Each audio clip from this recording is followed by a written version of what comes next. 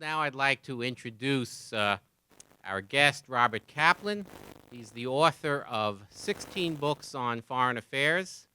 I think we hosted book talks for 14 or 15 of those books. And in a small way, we played a role in that the foundations who supported those books parked their grants at FPRI. So we can take some credit in Bob's productivity. Our relationship with Bob goes back a quarter of a century, and the only thing I regret about that 25-year period is that I look completely different and he looks exactly the same. So Bob is a senior fellow at the Center for a New American Security in Washington, D.C. He's a contributing editor to The Atlantic. He writes in all the influential publications, Foreign Affairs, the New York Times, the Washington Post, the Wall Street Journal. He served on the Defense Policy Board under Secretary of Defense Robert Gates, and he has been the chief geopolitical analyst at Stratfor and a visiting professor at the U.S. Naval Academy. Some of his books you may be familiar with, Balkan Ghosts, which created a firestorm back in 1993, The Coming Anarchy, more recently, The Revenge of Geography, which is all about the role of geography and history and culture on contemporary world affairs, sort of what we do at FPRI, and Asia's Cauldron, which was published just a couple of years ago when we hosted him for our annual brunch. Bob also received in 2009 the Benjamin Franklin Public Service Award from the Foreign Policy Research Institute at our annual dinner. As I said, he's an influential voice in the public discourse, but also in the private discourse that goes behind closed doors. He's lectured at the CIA, at the State Department, at the FBI, at the NSA, and a host of other agencies of the U.S. government. And if you needed any confirmation of that crucial voice, when we hosted him last night in Manhattan at our monthly Manhattan Salon, one of our guests showed up was Dr. Henry Kissinger, who wanted to hear what Bob Kaplan had to say. So it really is a great honor and pleasure to welcome Bob Kaplan once again to our podium. Please welcome Bob Kaplan. Thank you, Alan. Thank you so much for that lovely introduction, though I do like to feel I did age a bit in the last 25 years. It was really lovely, and it's true. I've been involved with FPRI for 25 years, and they deserve a significant measure of credit for my ability, to keep doing books as I have. This is a different book of mine. It's different. Most of my books have dealt with big areas. So it's a small book, but it's a big book in another sense. And it's a very personal book. Because it's a very personal book, it's sort of a prequel and a sequel to Balkan Ghosts. I'm not going to talk about the book so much. I'm not going to give you a book talk. What I'd like to talk about is Europe writ large and what is going on in Europe, how it looks from Romania, from Poland, from the Czech Republic, that kind of thing. Let me start off this way. If we were, if you were in Romania, if you were a Romanian official or a Polish official in 1995, say 20 years ago, the world looked great. You were getting into NATO and what would be more formal, and you were going to get into the European Union. And what could be greater than the European Union? Healthier, more prosperous. From 1995. And also, here's the best part. Here's the best part. You're getting into the EU, which looks very healthy, no trouble ahead. And the best part is that Russia is conveniently weak and chaotic under Boris Yeltsin's incompetent rule. So your historical adversary, Russia, is weak, and Europe is strong. And so if you're a Romanian or a Pole, you're leaving history and all of its tragedy and ethnic warfare behind, and you're entering into like a perfect post-historical realm. Well, fast forward to 2015 and how things look. The EU is tottering. It's been hit by one crisis after another. Instead of borders falling, instead of a united Europe from Iberia to the Black Sea, you have borders coming up all over the place due to different reactions to refugees. And if the EU is weak, here's what you won't read in the newspaper. If the EU is weak, it means NATO is getting weak. Because NATO actually depends on the EU. Because without a united Europe, NATO is undermined. And Russia is no longer weak and chaotic. Rather than Boris Yeltsin, who is an ill-disciplined, semi-incompetent ruler, you have a very formidable, shrewd, competent leader in Vladimir Putin, who has a very specific geopolitical vision that he is prosecuting methodically, and he's trying to what he's trying to do is he knows the Warsaw Pact was too expensive for the Soviet Union to maintain. And so therefore, rather than resurrect the old Soviet Union and the Warsaw Pact, what he's doing is he's trying to erect a soft, traditional zone of influence in Central and Eastern Europe. Remember, if you're Putin, you know that Russia has been invaded not just by Germans under Hitler and French under Napoleon, but by Swedes, Lithuanians, and Poles as well. So Russia needs a buffer zone in East Central Europe. And so this is how things look, how tense things look from the point of view of Central Eastern Europe, a country like Romania. And remember, what Poland is to Northeastern Europe, Romania is to the Southeastern Europe. It's the organizing principle of the Balkans and the Southern Front against Russia. Romania and Romanian-speaking Moldova have a longer border with the Ukraine than Poland has. Now, about a year and a half ago, I had a long conversation with who was then the Romanian president, Traian Băsescu. And he had told me, he said, Robert, NATO's Article 5 doesn't protect us. Article 5 is the element in NATO that says that if an attack on one country is an attack on every country in NATO.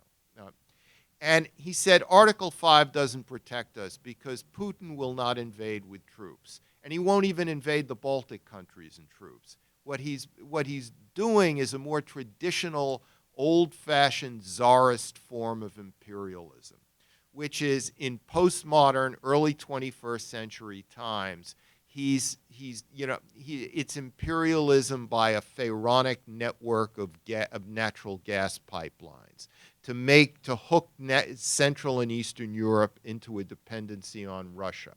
He is buying up media through third parties in order to influence public opinion in all these East Central European countries. He's running intelligence operations. He's using various forms of subversion and organized crime. This is the face of Russian imperialism in the early 21st century. It's subtle, and because it's subtle, it's deniable, and therefore NATO does not provide protection for it. Because there will always be those in NATO who say this isn't happening. In fact, I just participated last week in a war game involving an imaginary Russian entry into one of the Baltic states. And one of the things that emerges is that NATO dithers and denies what's going on, and the United States has to pull NATO along, kicking and screaming to do anything. Because another facet of Russian imperialism is cyber warfare and disinformation. And the disinformation is taken up by the Greeks and the Italians and others in this war game who believe it and say, let's not do anything, let's send a fact-finding mission. So this is what the Romanians are really worried about. And so let me give you the view of Europe as I see it, having reported from Greater Romania over the last few years. First of all, Europe is redividing into Cold War halves. Western Europe is obsessed with terrorism. Because it's obsessed with terrorism, it's willing to make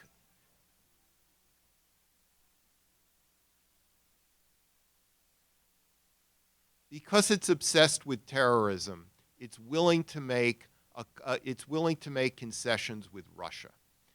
Russia's military entry into Syria gives the Russians leverage over West European capitals because the Russians have the ability to influence the flow of migrant Islamic refugees from Syria and Iraq into Europe. So Western Europe, because it's obsessed with terrorism, is willing to make a deal with Russia.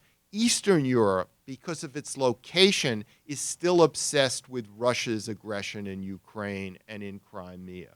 So Eastern Europe fears Russia. Western Europe wants to make a deal with Russia. And because Eastern Europe fears Russia, Eastern Europe knows that it can less and less depend on NATO and has to depend on the Pentagon. From an Eastern European perspective, it's the Pentagon that will defend them in the last instance. It's not Brussels. It's not NATO. And of course, Putin is playing into this fear. First of all, he's using ISIS as a means to gain leverage over Western Europe, saying, I'm militarily involved in Syria through an air campaign. I can play a small part in help delivering you from the threat of ISIS. At the same time, he's pursuing what's called Nord Stream 2, which is a second underwater natural gas pipeline that will go from Russia proper under the Baltic Sea directly to Western Europe, thereby delivering energy to Western Europe while bypassing Eastern Europe, and therefore forging a direct link between Western Europe and Russia. So here's where energy politics intersect, synergize with the issue of terrorism to help this kind of this very subtle redivision of Europe. Of course, we worry about Putin's strengths, but one thing we should keep in mind is Russia may be more dangerous the weaker it gets, not the stronger it gets. The Russian economy is imploding. It's contracted by 4% in 2015. Industrial production, et cetera, have been down as much as 8%. The currency has virtually collapsed. And in situations like this, the weaker Russia gets internally, the more aggressive it may get externally, because nationalism is a traditional means to solidify the home front in times of trouble. In other words, Russia's economy is in deep trouble, so the president of Russia provides spectacles abroad for the masses.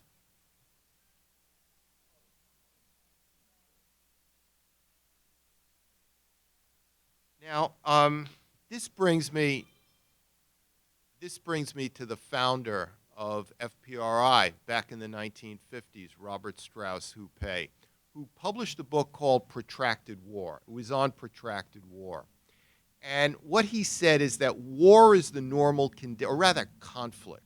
Conflict is the normal condition of human relations. And all peace is a temporary cessation of conflict. And the countries or the states that understand this will tend to do better, in the battle for space and power, that is geopolitics. And Russia has been engaged, as the Chinese in the South China Sea, in a protracted war campaign. In other words, little step by micro step, annexing Crimea, putting, irregular, deniable troops into eastern Ukraine, running cyber operations against the Baltic states. If there's a negative reaction from Washington that's very strong and robust, Russia can withdraw a bit and go back. It keeps testing. This is what protracted war is all about. And this is why countries like Romania and Poland are right smack in the middle of this. Because in a situation of protracted war, the most provocative thing you can do is to do nothing or to have a weak response. Because all that does is encourage the party that's doing the aggression to push even further and further. And major wars tend to happen when this kind of protracted war aggression gets out of hand or miscalculates. These probing operations is the word I was looking for, miscalculates. What this means is that one of the great strategic areas we have to focus on now and in the coming years is what I call the greater Intermarium. Intermarium is a Latin word. It means intermar, between the seas. In this case, between the Baltic Sea and the Black Sea, meaning all the countries from Estonia south to Bulgaria, in the eastern fringe of Europe facing Russia. And I would call it the greater Intermarium because I would include the Caucasus as well, where Armenia is a virtual satellite of Russia hosting 5,000 Russian troops. The Georgian state is increasingly undermined by Russia buying up local media, running various subversion operations, and the only really robust, strong, independent state is Azerbaijan because of its vast quantities of oil and natural gas. But what the Russians are trying to do is basically trade up, to use their position in Armenia and Georgia to have more and more influence in Azerbaijan. Now, the Intermarium is a concept that was popularized in the 1920s by a then Polish leader, Józef Pilsudski. And what Pilsudski wanted was a belt of independent democratic states between Russia and Germany, essentially, that would protect each other. Pilsudski was basically pivoting off an idea that came in a book in 1919 by a great British geographer, Halford J. Mackinder, who in 1919, a year after World War I, said, unless we can create a belt of independent democracies between Russia and Germany, there will be another world war. And of course, he was proven right, because the uni-ethnic states that developed in the wake of the Versailles Peace Treaty were anything but strong and robust. They were quite weak and corrupt and fragile, and this was a factor in what became World War II. Now let me talk about Europe. What Europe is. From the point of view of a country like Romania, Europe is more than a balance sheet. It's not just the euro, the debt crisis, this. The European Union represents nothing less than an escape from history for a country like Romania, because the European Union is about legal states with transparent, impersonal bureaucracies where you're treated as an individual, not as a member of a group, where you're judged by what you do, not by your father's name or your ethnicity. In other words, no more age-old nations in conflict with each other, no more age-old ethnic nations, I should say, in conflict with each other, but modern states. That's what the EU represents in Eastern Europe, and that's why in Eastern Europe, people are less cynical about the European Union than they are in Western Europe. And in Eastern Europe, the EU is seen differently. But of course, the EU is in disarray. Everything we read about the EU is bad. They're facing terrorism, masses of Muslim refugees from the wars in Libya, Syria, Iraq, and Afghanistan even, and they're facing the aggression of Vladimir Putin. It's one thing after another. And then finally, and most importantly, is the European economic crisis, which has been ongoing for half a decade now. And the way to simplify this is if Europe could get it real, honest-to-goodness structural reform, the Muslim refugee crisis would be alleviated. They would be in a better position to deal with Russia, etc. Because here's why. The European economies for about 3 or 4 years now have been flatlining. There's almost 0% growth. If a country is going to have 1% growth, there are big headlines that the recovery has started, which is nonsense. All right. Why does Europe have zero growth? Because at the root of it, what no one will say is that the ultimate political and moral answer of European elites to this devastation and human suffering of World War II is the generous social welfare state. And the generous social welfare state is really the bumper sticker for Europe since the end of World War II. The problem is that this level of a cradle-to-grave social welfare state is unaffordable except in the most dynamic North European societies. For the rest, without great reform, it's unaffordable. And because it's unaffordable, it produces a drag on the economy, which is connected to the problems of euro and the fact of 0% growth. And this leads into the negative reaction to refugees.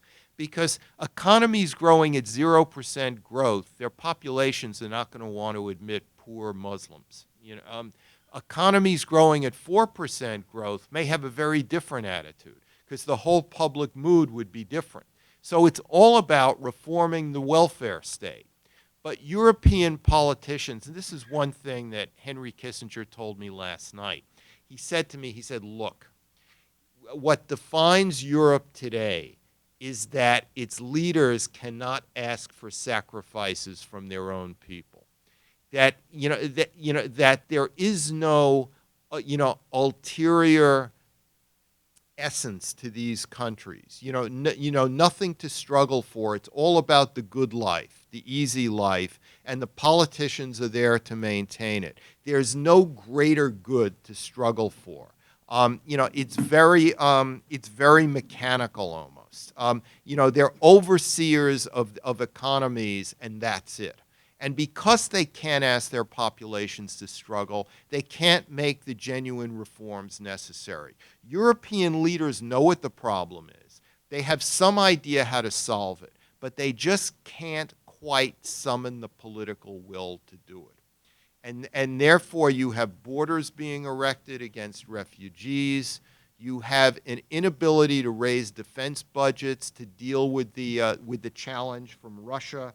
And one problem leads into the other. Another great problem of Europe, as seen from Romania, is just how ambitious the European project is. What are the big cities, the most important cities of the European Union? There's Brussels, of course, The Hague, where the Court of Justice is, Strasbourg, where the European Parliament is, Maastricht, the treaty towns. All right, what do all these cities have in common? If I could put a map up, I wish I had one, I don't, you would see these cities are all what was the heart of Charlemagne's empire. This was the Carolingian Empire from the 9th century. This is still the heart of Europe. In recent years, with an extension to Berlin, which is, the Prussian Empire. But Europe is more than the Carolingian and Prussian empires in northern and northwestern Europe. It's also the poor southern Mediterranean countries. And it's the poorest countries of Southeast Europe, like Greece, Bulgaria, Romania, which are legacies of Byzantine and Turkish despotism. These countries, instead of having the legacy of Charlemagne and Prussia, have the legacy of the Byzantine Empire and the Ottoman Turkish Empire, which in terms of economic development and development of institutions is far, far weaker. So the idea of a united Europe is basically a goal, an ambitious goal, in order to take in countries vastly diverse in their historical experience. It's not an accident that the most troubled economy in the Eurozone, Greece, is also in the southeastern tip of Europe, which is a child of Byzantine and Turkish despotism, and what has historically been, since the late Middle Ages, considered part of the Near East. You know, it was a poor Ottoman province.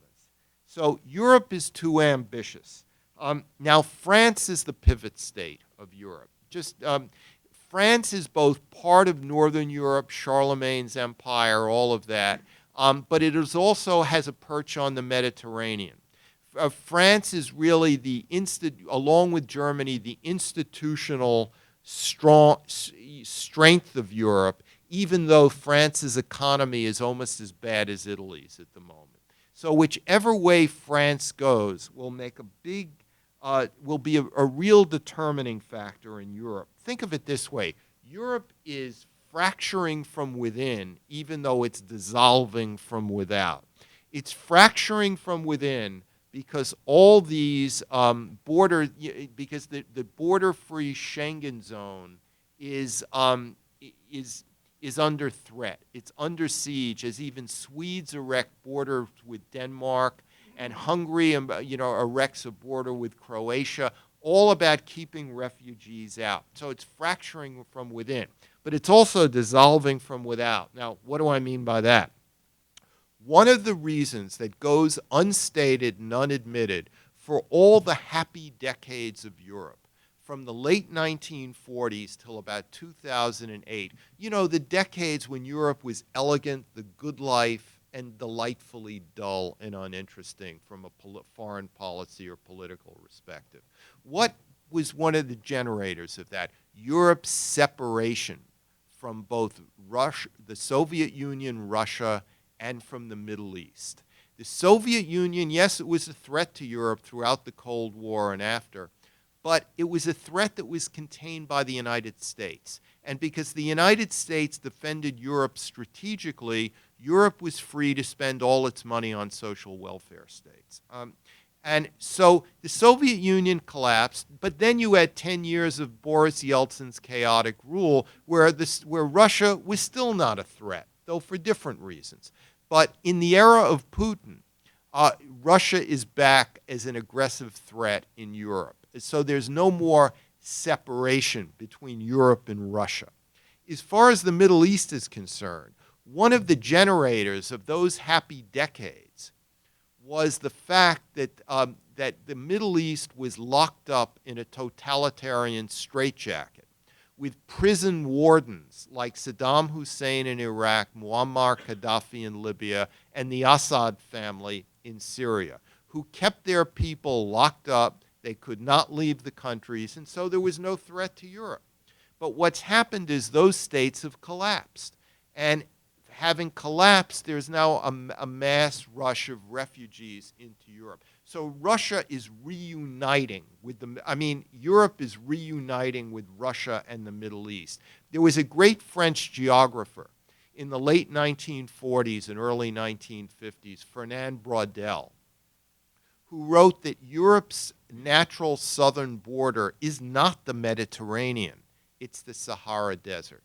It's only where the Sahara Desert begins that Europe ends, which means the northern shore of North Africa, which is where everyone in Morocco, Algeria, Tunisia, Libya, and most of Egypt actually live, is historically part of Europe. Remember Rome? Remember its Mediterranean empire? The Mediterranean was a uniter, not a divider. And the only thing that divided it was when the Arab Muslims armies came across in the 7th and 8th centuries and severed the Mediterranean into two halves, Islamic on the southern shore and what was called Christendom on the northern shore.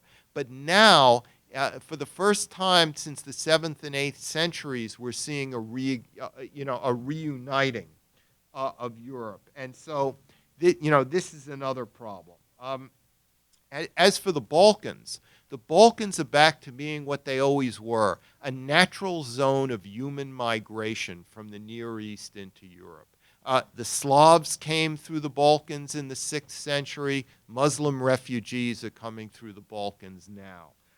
The Balkans were somewhat separated from Europe in the 90s due to the war in the former Yugoslavia. Now the Balkans have another burden on their hands, which are Muslim refugees, which is having to do purely with the geographical position of the Balkans. And then there's the United States. During the Cold War, Europe was the centerpiece of U.S. policy, essentially. It was where our armies were locking in horns with the Soviet army, where we had we had a nuclear umbrella. And Europe does not occupy that same central position in U.S. foreign policy the way it used to. The Americans have, they have tremendous challenges in East Asia with Chinese naval expansion. There's the chaos in the Middle East. There's the increasing trade and importance of Latin America and Africa. Europe is still important, but it's not quite central to, to Washington to the degree that it was during the Cold War. There is a grand old man of Romanian communism, Silviu Brucan. Silviu Brucan had a very successful career. He was a Stalinist. He was a speechwriter for Georgiu Dej, who was the dictator before Ceausescu, and in a way more brutal than Ceausescu. Georgiu Dej gave Romania Stalinism, whereas Ceausescu added the North Korean element to it. And then Brucan was very close to Ceausescu, helped him out. He was a top advisor to him until 1987 when he broke with Ceausescu. And then Brucan was one of a group of about a half dozen people who decided to have the Ceausescu's husband and wife executed. So this is a guy who's a survivor, and he's a real savvy guy. He died a few years ago, but he told me in 1998 that he said, Robert, the West did not desert Eastern Europe at Yalta.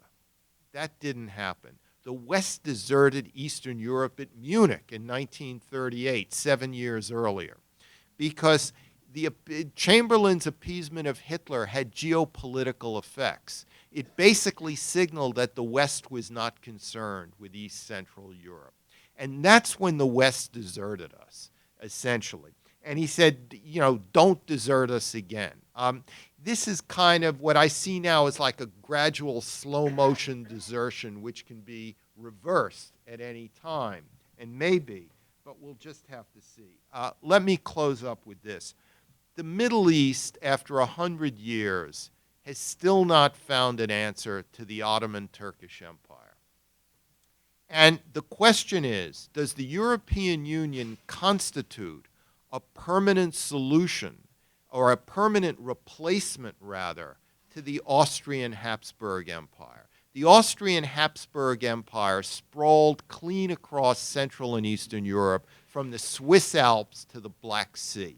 It was about humanism, cosmopolitanism, tolerance, and protection of minorities. This was empire. And it provided stability for hundreds of years. And the question is, can the European Union do the same? That's an open question. For the meantime, we have to confront the dangers in Europe, which include the dangers of an aggressive Russia. And there was a book published in 1942 by the founder of FPRI, Robert Strauss-Hupé, called Geopolitics, The Battle for Space and Power. And the main theme of that book, remember, this is 1942, it's the middle of the World War, but because of his publishing deadline, he obviously finished writing it before the tide turned at Stalingrad. And his basic argument was, Hitler is practicing geopolitics, which is the battle of space and power played out on a geographical setting. if Western democracies do not also play geopolitics, we will leave geopolitics in the hands of evil people. Geopolitics is not something cynical or value neutral. Geopolitics, thinking strategically in the hands of a liberal democracy, is a very moral enterprise. And thank you very much.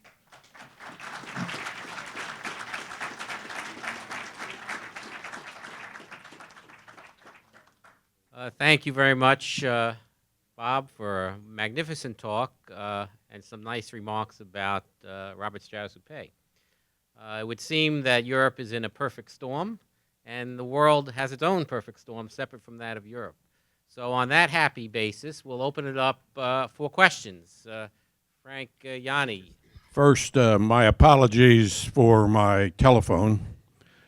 Second, you did a beautiful job of outlining Europe's problems and some of its remedies that it should follow to modify its welfare state and do some sacrificing so it can carry out other tasks.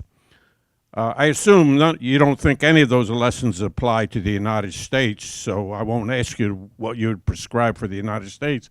But how do you demythify the whole concept of a welfare state, that there is a free lunch and that there is a Santa Claus? Do you start with getting rid of Santa Claus? So where do you start?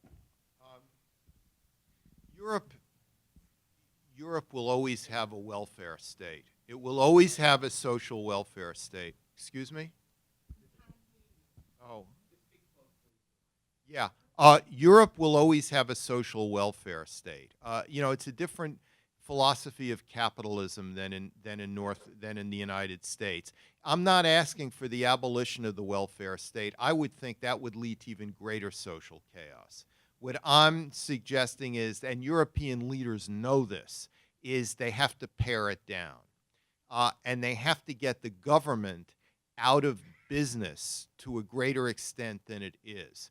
It has to make more advantageous deals with the labor unions. The labor unions need to be weaker. There has to be less intrusion of the state into government. But I'm not advocating the toppling of the social welfare state. That would never work in a European climate.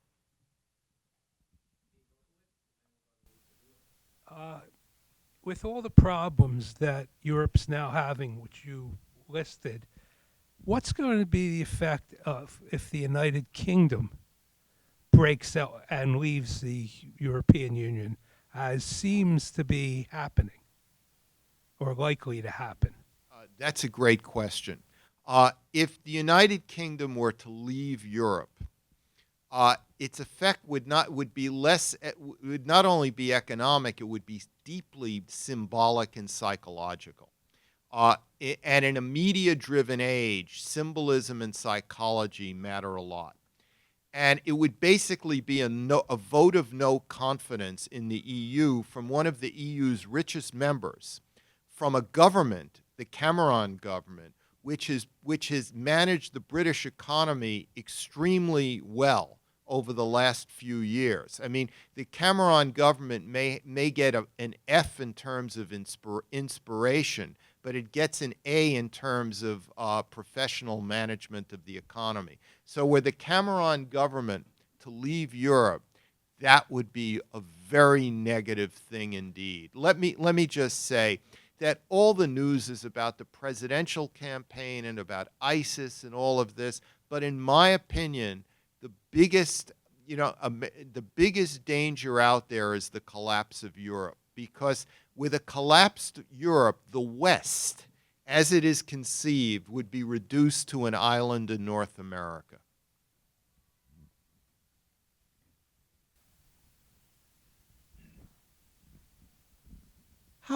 Looking at the world from Romania again, what do they think about Turkey? For example, France and Germany, great adversaries, have apparently no animus right now. Is Turkey not a factor at all? The Romanians and the Poles see Turkey as very important. They see Turkey As I said, Poland is the pivot state in northeastern Europe. Romania is the pivot state in southeastern Europe, and Turkey is its own pivot state by virtue of its large population, its position on the Black Sea and the Eastern Mediterranean. So Poland, Romania, and Turkey are key elements in any withstanding of aggression from Russia. The problem with Turkey is that Turkey depends to a significant extent on Russia for its natural gas via the Blue Stream pipeline across the Black Sea. So that Turkey cannot, and despite all, the relations between Turkey and Russia now are terrible because of that pilot being shot down, but Turkey is under constraints. It cannot have a total break with Russia because of its need of energy. I was wondering how the demographics of Europe interplay with the geography. Well, Europe has a very low birth rate, 0 birth rate, and we learned from history that 0 birth rate societies are societies that are not optimistic about the future very much. So also with a 0 birth rate, from a pure economic point of view, it needs as many immigrants as it can get. On a theoretical basis, vast Muslim migration into Europe could be a good thing, a dynamic thing, but from a cultural standpoint, Europeans see it as a very negative thing. Because while European elites may deny ethnicity and culture, the fact is Europe's social stability is built on ethnicity and culture. Sweden works because it's all Swedish Protestants. Germany works because it's mainly German Protestants and Catholics in the Rhineland. It's why bureaucracy is trusted in Europe. See, we're more anti-government in the U.S. because we distrust bureaucracy. But in uni-ethnic societies where the bureaucrats and the secretaries are the same ethnicity as the general public, bureaucracies tend to be trusted more, studies show. And so the reason, there's more faith in government and bureaucracies function so well is partially dependent on the uni-ethnicity of many European societies. And a migration of people from the Middle East, from the European perspective, will threaten the social peace. My question is, how do the Eastern European countries feel about each other? Take Romania as a focal point. Do they feel like they're in the same boat with Poland, Bulgaria, et cetera, or are they all individually kind of flailing away on their own? Both, kind of. If you're Romania, you've got a technocratic government. You've got an excellent president in Klaus Johannes, who's not even ethnic Romanian, he's ethnic German. You have fights against corruption. You have a state that's healthier and with a 4% economic growth rate, more prosperous than at any time in its history, and it's stable. But you look across the Danube and you see Bulgaria, which is controlled by mobsters, influenced by the Russian mob, which is in a state of dissolution with a much weaker central government, much less of a civil society. You look at Serbia, which is controlled by Russian criminal gangs. And you look at Hungary, which has a neo-authoritarian in power and has traditionally been an ethnic competitor to Romania. So you get the picture. On the other hand, Romanians see an alliance, see that they have to cooperate with Poland, with Turkey, with other countries. They need cooperation with all of their neighbors in order to deal with the challenge coming from Russia.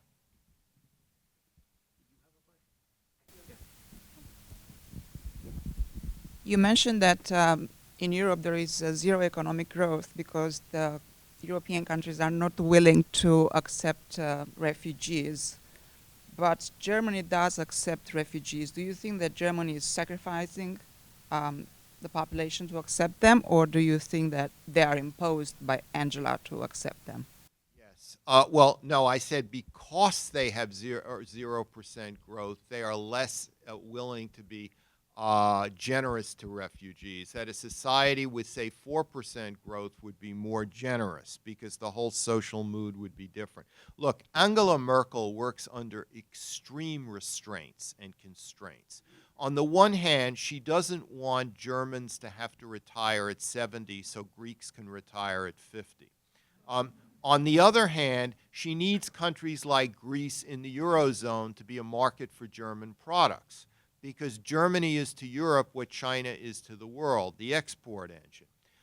Also, because of Germany's position, geographical position between East and West, it has to have better relations with Russia than, say, the United States or other countries. So she operates under severe constraints.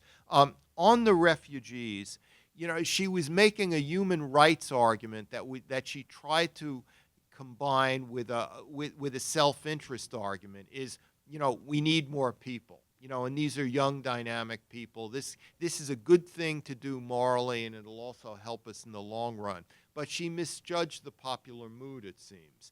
And what may happen to her, we'll see this year, is, remember, after 11 years in power, Margaret Thatcher was toppled, not in an election, but in an inter-party coup. Because in a parliamentary system, if the party changes its leaders, the next second there's a new prime minister or chancellor. There doesn't have to be an election, like in our system. So that could happen in Germany.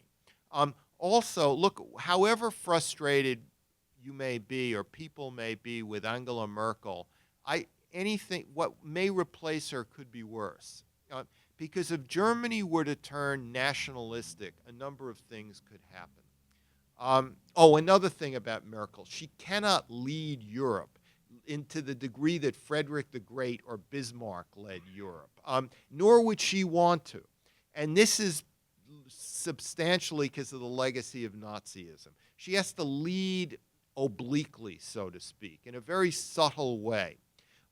But if you were to have a more nationalist government in Germany, you could have a government that would make a very bad deal with Russia, which would not be in U.S. or Western interests, or you could have the opposite. You could have a Germany that ceased all attempts at leadership of Europe entirely, just folded its hands and say, we're not going to lead Europe. They're just lazy compared to us. We'll just mind to ourselves. And then you would have more weakening and dissolution in Europe, because Europe needs German leadership.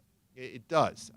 It need not maybe Bismarck's form of leadership, but certainly Merkel's form of leadership. It needs Germany to be the organizing principle for economic and other reforms inside Europe.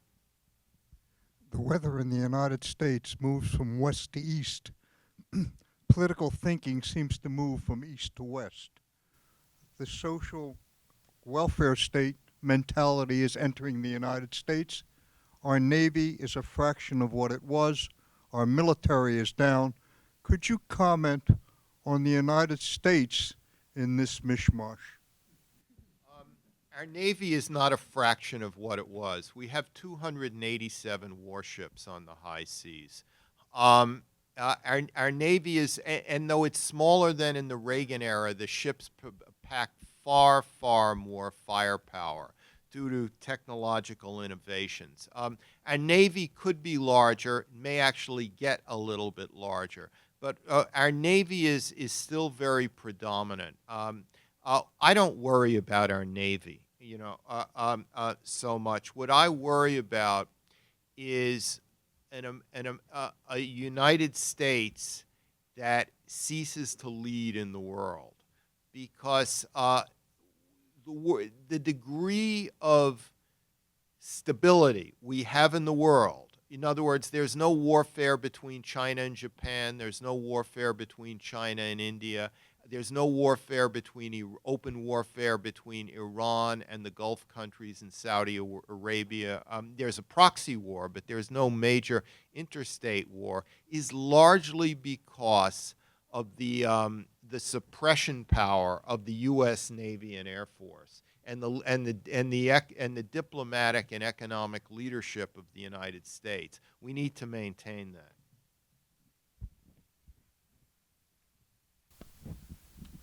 Would you comment on the situation of the Jewish population of Europe? You mentioned as an aside the Holocaust, but it seems to me your description of what's happening in Europe, Eastern Europe is going to be under greater anxiety because of this Russian push to control it. And I'm aware of the fact that many Eastern European societies are still undergoing a process by which they try to cope and deal intellectually honestly with with what took place during the Second World War. In the Western part of Europe, which was relatively safer for Jews, you have this large Muslim population which has been propagandized for years in Jew hatred that is going to become a significant minority in the country, and we already have populist politicians who are seeking their support and joining in that. So could you give your picture? Your picture has not been a happy one. I would like to know how unhappy your picture is of the future of the Jews in Europe. It's not a happy picture, but we shouldn't exaggerate it. This is not the 1930s, where you had leaders in power in the ministries who were openly, officially making anti-Semitic statements. Leaders in Europe do not do that. And, the official discourse in Europe is not, is the opposite of that. So what you have is, as you yourself indicated, is anti-Semitism at the fringes. Among distraught Islamic populations, right-wing groups, etc. So it's something that needs to be watched and monitored closely, but I would not compare it to the 1930s at all. It's not even remotely close to that. Would you care to look at the American politics scene from Romania, from your version of Romania? Very simple. Not just Romania, but every country in Central Eastern Europe, every country in East Asia, from Japan to Taiwan to the Philippines to Singapore, depend on strong American leadership. And they just hope that we elect a president who will more or less continue with variations, a very responsible, pragmatic, but forward leadership role in the world that will not withdraw from the world on one hand, but will not be a cowboy on the other hand, so to speak. That's what they expect and want and desire from American leadership. Recently, Angela Merkel described multiculturalism as a failure or didn't work or something. Can you comment on the assimilation factor of the Muslim population or the lack thereof? The problem with assimilation of Muslims, it's not just a Muslim problem, it's a Europe problem. Remember, the idea of Europe as an identity, European identity, began in the early Middle Ages with the concept of Christendom. And Christendom got its identity from its opposition to the Arab Islamic world. It defined itself by what it was against. And we see that in the 11th century Song of Roland. We see it in the Crusades. The original idea of Europe was Christian and it was anti-Islamic. And since then, modern Europe is an identity. The identity of the individual nation states is built on ethnicity and religion, even if Europeans are famously secular. And therefore, the way that patriotic identity is defined in Europe makes it harder to accept immigrants into the full national culture to the degree that it's easy to do in the United States. In the United States, you come from India, you come from Pakistan, wherever you come from, and you essentially buy into the Protestant creed. Because as the late Professor Sam Huntington said, all Jews, Italians, everyone in America is an honorary Protestant, because they only become Americans by buying into the Protestant creed, so that anyone could be an American. You just have to buy into the creed. That's not quite the case in Europe, and that's why assimilation is so much more difficult. I get a second question, as I was born and grew up in Romania, and I have been in the United States for 12 years. For the part of my life when I lived in Romania, the post-1989, and then when we entered NATO and Bill Clinton came to Bucharest and he said, "Hello, Budapest, how are you?" And after we joined European Union, Romania has been battling corruption, and I believe that this is one of the issues that doesn't really help the country to move forward. And we always relied on help from European Union, for help from America in terms of investment. How are the current economic relationship with America? My previous question was related to Germany, because I know that Germany has a strong influence. Yeah. All right. For the record, Romania, it posted about a 4% growth rate last year, which is the highest in Europe. Romanians love to complain, but Romania is probably in a happier position now than at almost any point you could identify in its history. And what they complain about are good things you should complain about. You want a population that demands more honesty and transparency in government. That's what you want. That's what you want people complaining and demonstrating about. And that's, in fact, what Romanians have been doing. So the reason we read so much about corruption now in Romania is, yes, corruption has been a problem in Romania throughout history. But the reason it's on the front pages now is because the population has made an issue of it, which is a good thing. So the focus on corruption in Romania is a good thing. It's a positive thing. It's not a negative thing, because what it will lead to, step by step, will be better government. Mircea Joana, who's the former foreign minister of Romania, said to me, look, he said, we can't change our geographical situation, but what we can do is develop strong, clean institutions so to make our country a place where foreigners will want to do business, because that's our ultimate protection. I mean, Lee Kuan Yew was, surrounded by massive enemies in the Malay Peninsula in Indonesia, and he made Singapore an entrepot where Western companies not only wanted to do business, but where they wanted to live and base their foreign staffs. And that became Singapore's ultimate protection against outsiders. And if you think of Romania, it's got the Black Sea with oil and natural gas. It's got the Danube as a connector for shipping routes into Central Europe. It's a perch on the Middle East, which U.S. Special Operations Forces have used continually since 9/11. Romania is not in a bad position. What Romania has to do is keep moving forward in terms of how we can make our institutions stronger, more impersonal, more transparent, more honest, and that will be our greatest protection, as good a protection as we'll get from NATO or any other place. Thank you very much. Thank you.